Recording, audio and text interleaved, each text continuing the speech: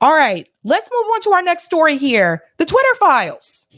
They're not finished. The Twitter files are still continuing. And this time around, we have a Twitter file release from Matt Orfalea. You guys know him as Orf. So Matt, he makes a lot of videos. You may have seen them before on other left independent media shows. But Matt has also dived into the Twitter files. And this is Twitter file number 21. It's not just about what they consider to be Russian information.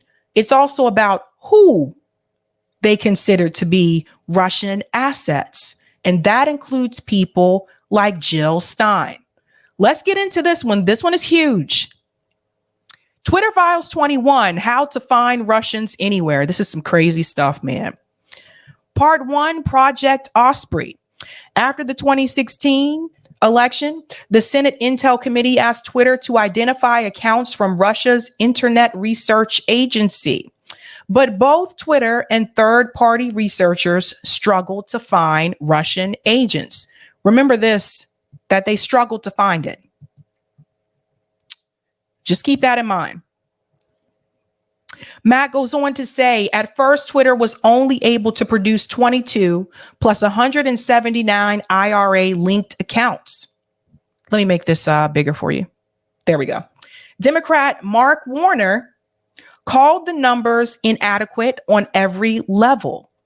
Twitter went back to the drawing board in an analysis project called Osprey. Now, I want you to remember this name because Mark Warner, he's the same Democrat that led the bill for the Restrict Act. That's him. Do you see the similarities?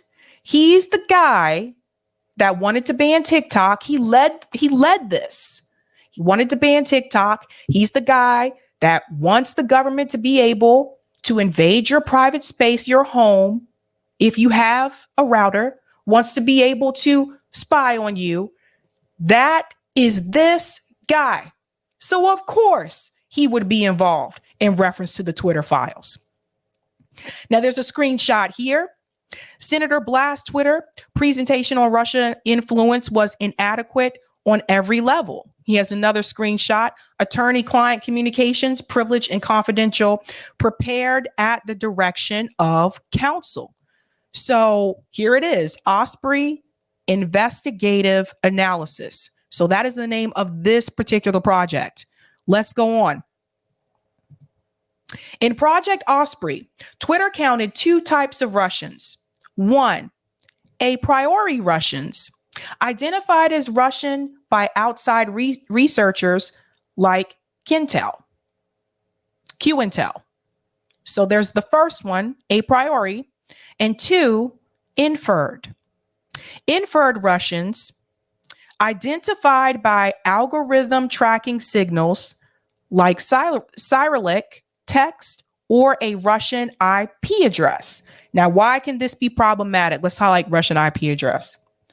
Let's say you just happen to be either on vacation in Russia, or let's just say you're actually there as a journalist. You're an American journalist, but you're in Russia at this point in time because you are covering a story. You are using your laptop, or you're using one that is provided for you there. 9 times out of 10, you may have a Russian IP address. Let's say you have a Twitter account. Does that mean that you're a Russian agent? No, it does not. That's why this method can be incredibly dangerous. Just because someone has a Russian IP address and is on Twitter doesn't mean they're a Russian agent. Let's go on.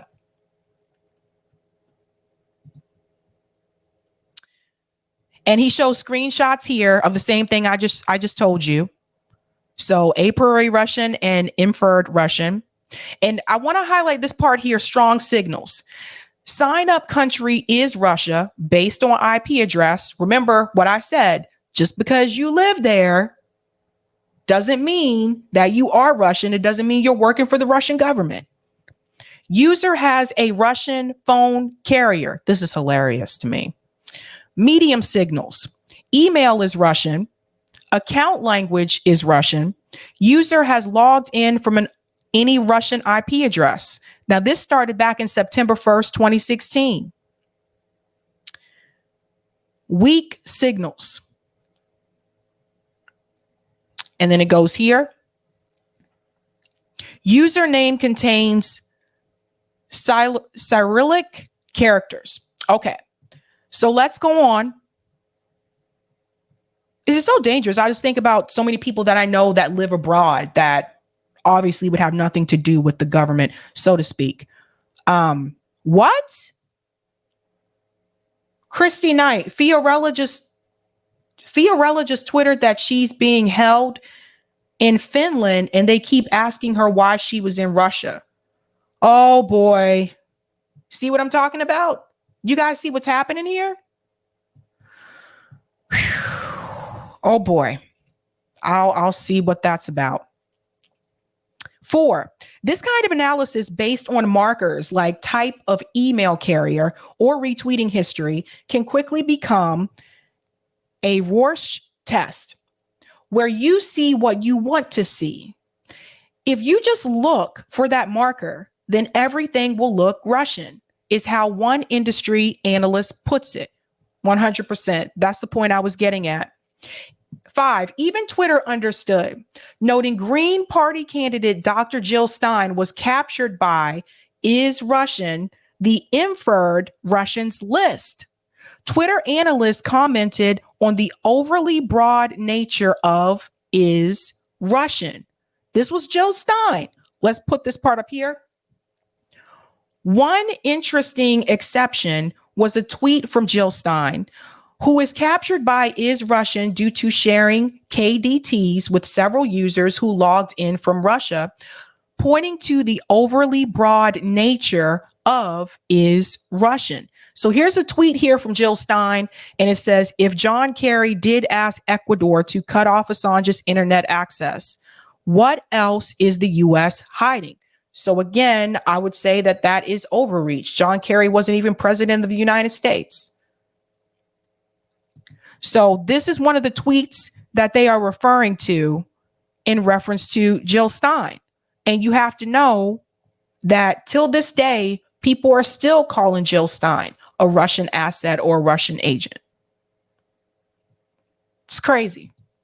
Crazy stuff, man. Now, she was put on the inferred Russians list. Now, if we go back, I just want to show you what that list said.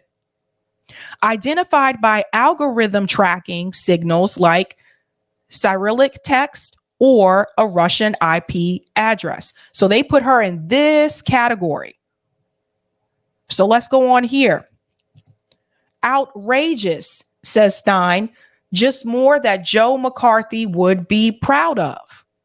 And this is the point where we've gotten to in this country, like this McCarthy era. It's almost like it never really went away. And I remember reading about it and I remember studying about it in school. And we can all remember that McCarthyism witch hunt that happened in this country, where people would just be accused of being a commie or a Russian asset. And it's just like the federal government or the FBI would come in and take them in. Now, this was under J. Edgar Hoover. This was all under him. Same thing with the Black Panthers. That was under J. Edgar Hoover.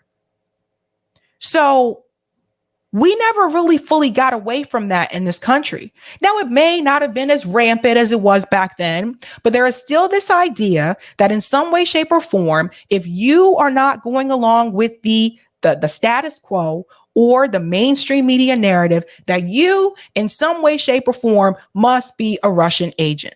This type of Russophobia I've seen even when I was a kid, and Hollywood was a part of it. And I want to give you an example. Rocky IV.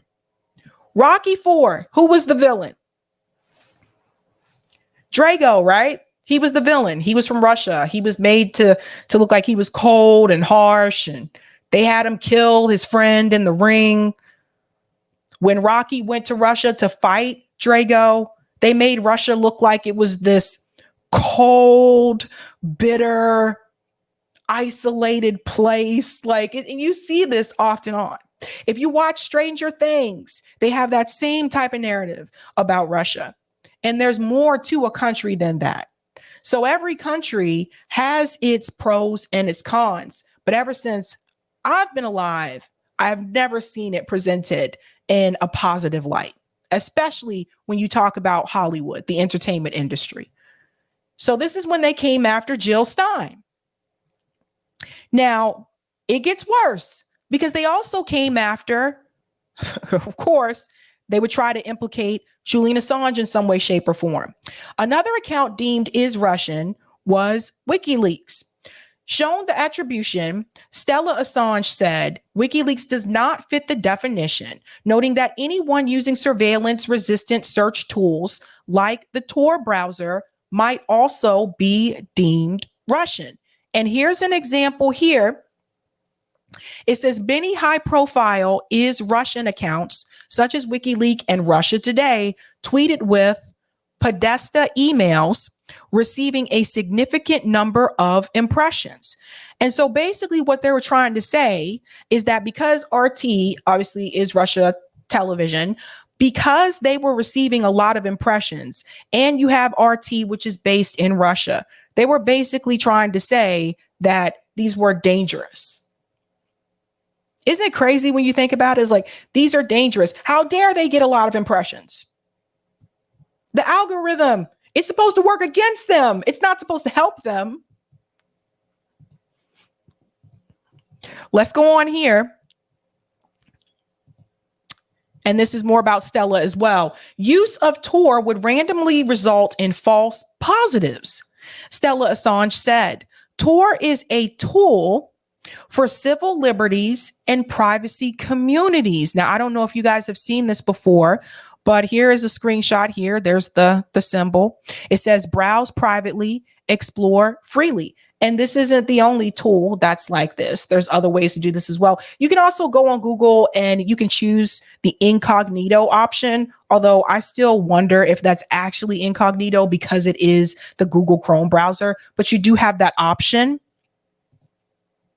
It says the goal of onion routing was to have a way to use the internet with as much privacy as possible. And the idea was to route traffic through multiple servers and encrypt it each step of the way. This is still a simple explanation for how Tor works today. Now, why would you want to browse the internet with much privacy as possible? Maybe you are a journalist. You're an investigative journalist and you're trying to track down information that you don't want exposed yet. Maybe you are not a journalist and you just don't want the government spying on you. After what was revealed from Edward Snowden, this may be why people may seek to go a private route. Is that a bad thing? Should you be condemned for that? Why do they need to see what you're looking at? They don't pay us for our data anyway. Going on here, in the same Osprey document, Twitter notes the hashtag war against Democrats, which NYT reported was posted a scary 1,700 times on election day, only garnered a microscopic 6,953 impressions, a hydrogen atom in Twitter's vast ocean of tweets. So they didn't like that hashtag. Look at this. The fake Americans Russia created to influence, when they talk about influence, and you know what that is. I can't say that here. Fake Americans. This is a trip, man. People fall for anything. On Twitter, as on Facebook, Russian fingerprints are on hundreds or thousands of fake accounts that regularly posted anti-Clinton messages. So here we go. If you were posting bad things about Hillary Clinton, remember they were saying that back then, the whole Russiagate theory that Russia must have been involved. No, you just couldn't just dislike Hillary Clinton because she's a warmonger and because she's a prude. You couldn't just dislike her because of that. It goes on to say many were automated Twitter accounts called, I can't say that on here, I'll be careful saying that, that sometimes fired off identical messages seconds apart and in the exact alphabetic order of their made up names, according to FireEye researchers. On election day, for instance, they found that one group of Twitter sent out the hashtag war against Democrats more than 1,700 times. So this is called a tweet storm. It doesn't mean that this is necessarily something that someone from Russia is doing.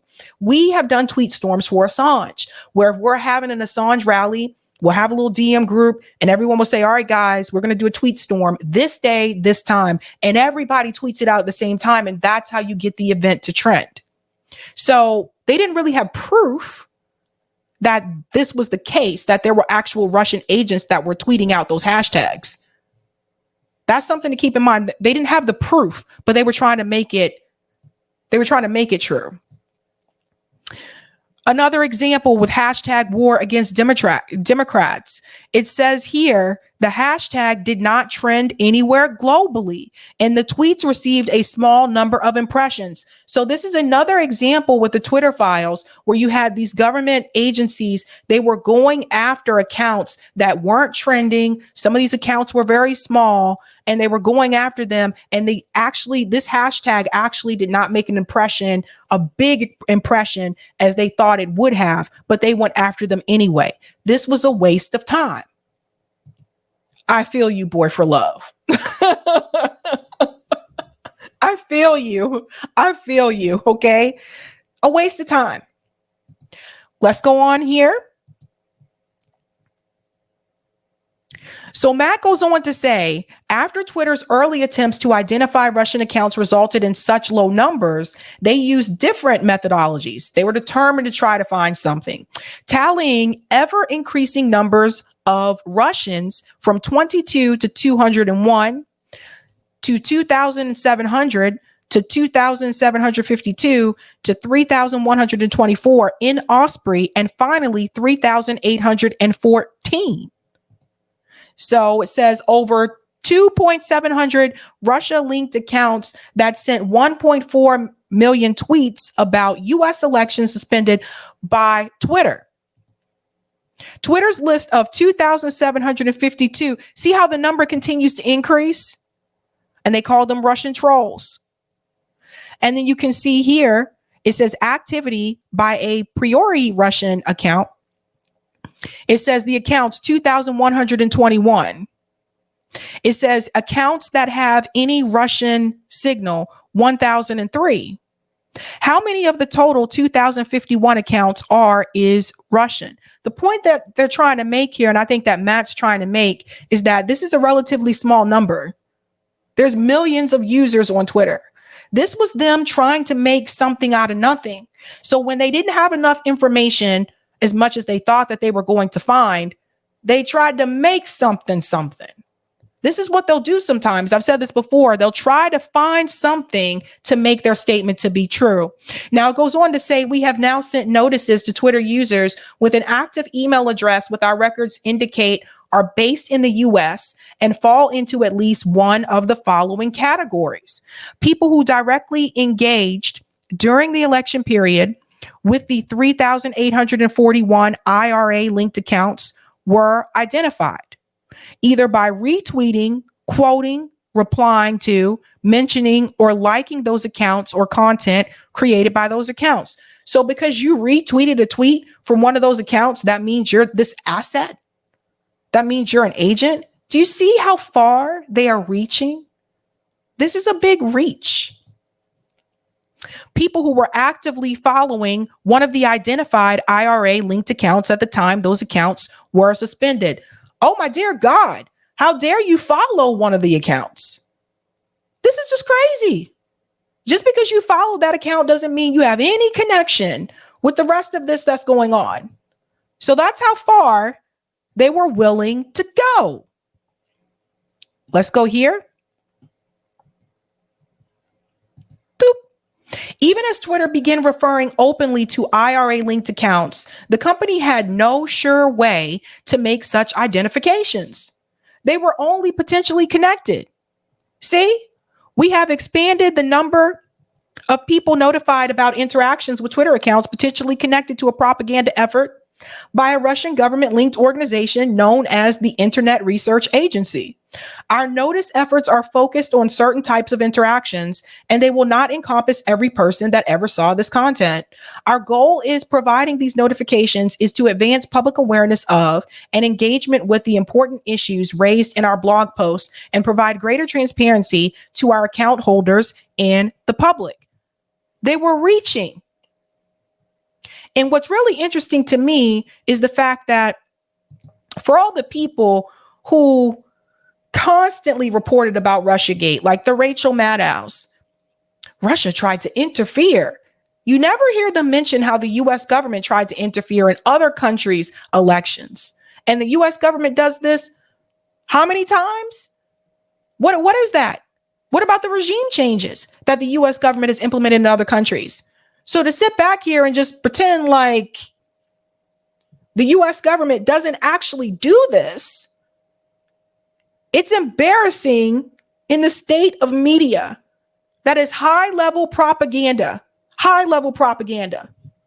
They had actually no proof.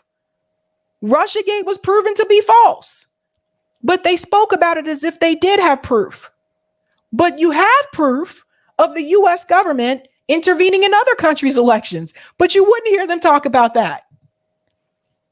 It goes on to say, as policy chief Colin Crowell explained in late 2017, we are citing accounts as IRA on the basis of third-party assessments, as we have no realistic way of knowing this on a Twitter-centric basis apart from educated guesses. And here's another screenshot of one of those emails. And the subject here says BuzzFeed list urgent. So even at one point, they were looking at a BuzzFeed list. And I'm going to tell you guys this as well. Be careful about joining those lists on Twitter. Okay? Just be careful about that. If someone adds you to a list, you can remove yourself from that list by unfollowing that person. Twitter knew that if they couldn't identify IRA accounts with a certainty, outside researchers lacking Twitter's internal data couldn't either. Part 2. Russian troll hunters. They just don't have the chops. Here's a screenshot of an email again from the famous Yo Roth, who has come up here multiple times. I really like the idea of doing this. If nothing else, it streamlines some of the relationships that presently are just managed by ad hoc by different individuals and creates a single touch point between those people's groups and Twitter. Nick, your list covers a lot of folks I talk to on a regular basis. Only addition I might suggest would be Data and Society, maybe Donna, but possibly others in DNS as appropriate. They're doing lots of work around the census in addition to broader 2020 stuff. I'd recommend against including the folks from Clemson. They're too chummy with HPSCI and have thrown us under the bus with overblown conclusions a few too many times. Look at this part that's highlighted.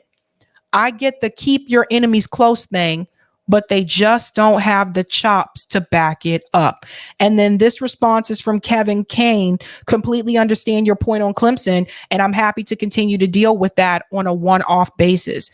While USC is doing great work, but perhaps for the purpose of this call, perhaps we hold off for now and stick with the think tank non-university crowd.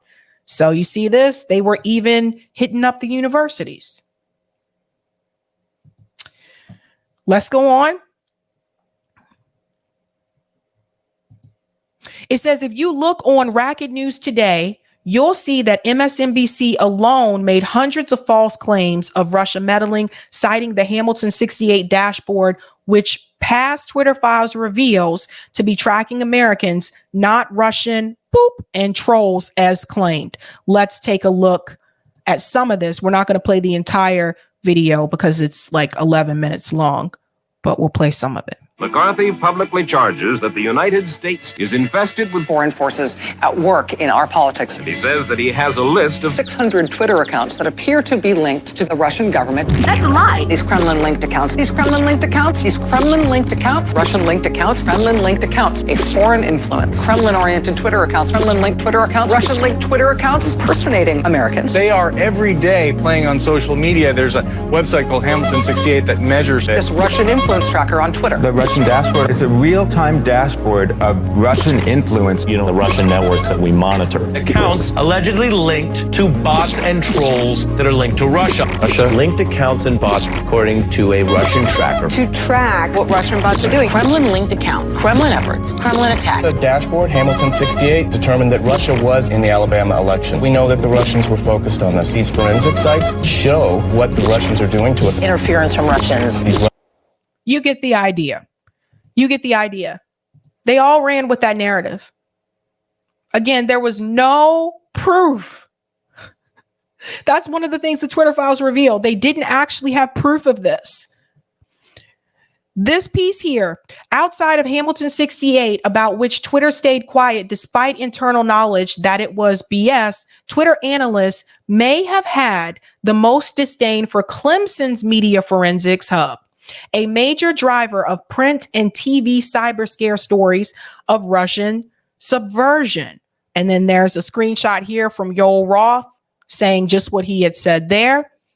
And then there's a screenshot here where you can see all these different stories about troll hunters, how to spot Russian trolls, etc.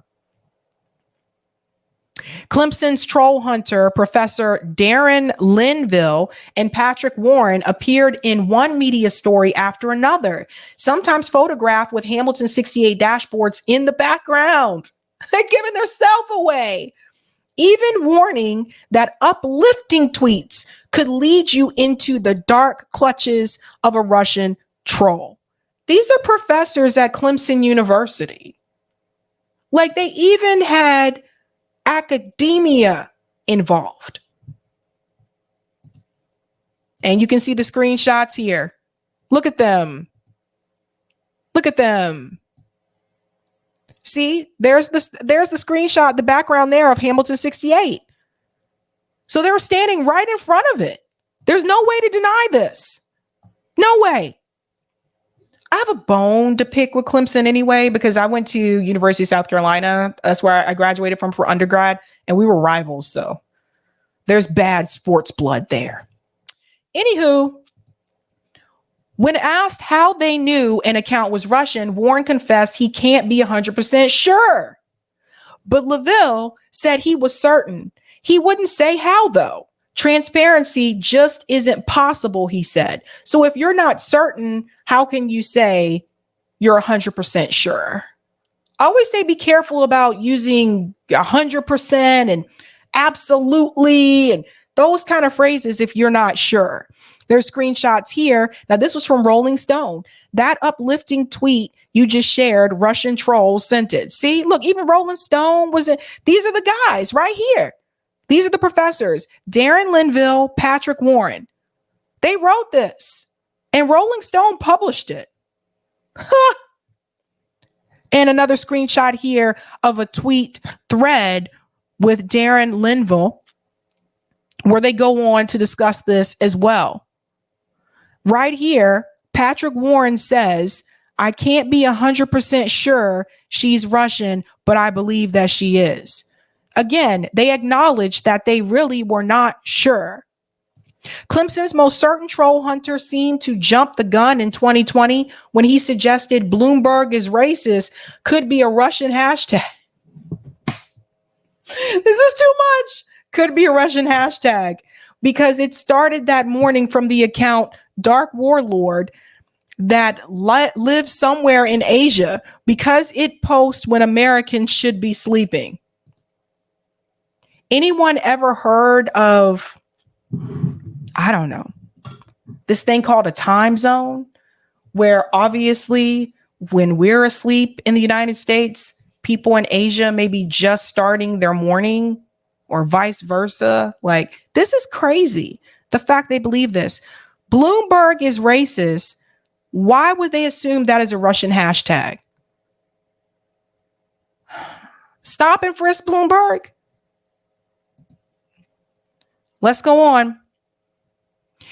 Here's a screenshot here from Darren. I've seen more than one person asking if hashtag Bloomberg is racist is a Russian hashtag. First use of the hashtag connected to the video came very early this morning at Dark Warlord. If the person operating the account sleeps at night, like most people, they live somewhere in Asia. So what?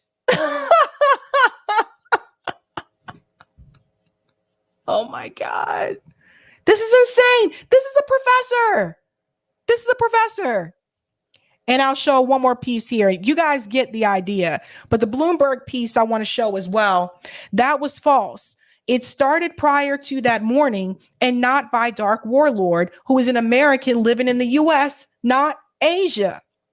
When I asked why his sleep seemed off, he laughed and told me, I'm a nurse at a hospital in Indiana. In 2020, I worked the night shift. This also represents a class divide, how these professors just assume that everyone has a 9 to 5, how they totally discount the people who have to work third and second shift in this country. What about doctors that work third shift? The people who work in the ER? Do you see the disconnect? It shows up every time, the class divide. And so there's a screenshot here that says hashtag Bloomberg is despicable and should never be allowed to walk away from these words. Hashtag Bloomberg is racist. And they show something there. And that's that speech. I don't think I can play it. It's a screenshot, but that's that speech from Bloomberg. I mean, come on. This guy started stop and frisk in New York. This is absolutely disqualifying. Bloomberg needs to drop out now. New video, Mike Bloomberg is a racist. I remember this. It says here, and the way you get the guns out of the kid's hand is throw them up against the walls and frisk them. This was true. He made that statement. So they were willing to go as far and to say that people using that hashtag were actually Russian assets or Russian agents. Instead of, and you know why you do this? Now they have you focused on that instead of focusing on what Mike Bloomberg said. That's how that works. But you get the gist. I'm not going to read the whole thing because it's pretty long. But at the end, let me get to the end here because I want to show you what he says. He also talks about the Clemson professor's comments to Racket News. And you can look at that as well. Long story short here, they had no proof, no evidence. And they implicated people like Jill Stein. And that was mainly because she was running third party and they didn't want anyone running against Hillary Clinton. That's what that was really about. You took votes away from Hillary Clinton. No. I'm going to go to some of these comments and we'll get to the next story. I'll take the comment on Rockfin first, Eric. Boy, I tell you. Thank you for the tip on Rockfin, Roger. U.S. has sanctioned the wrong country. After seeing the bully on the block walk around punching everyone in the face, Russia said, oh, I got special surprise for you. They put Luke Cage out there with his jaw out and waited. Once bully came through, it broke its hand. Now I'm confident we're going to get reparations now that it won't be worth anything. We always get what's left over after they have no use for it anymore. Well said. Let me go to some of these comments here. Thank you for the super chat, Lyle. I've been trying to leave, but thanks to this system, I'm too poor to leave. Yeah, I've heard that comment from other people as well, people that want to leave. Thank you for this as well. It's so funny to see the U.S. doing all the things it accuses other countries of doing. Bingo. Thank you for this super chat, JRCII. Tor and incognito have nothing to do with each other. Tor protects snooping from government and internet provider. Incognito does not. Good to know. Thank you so much for that. And thank you for the super chat, Dwayne. Hillary introduced the guilt by association tactic to smear her political opponents in 2016, and Dems still do it. Yes, they do. Yes, they do.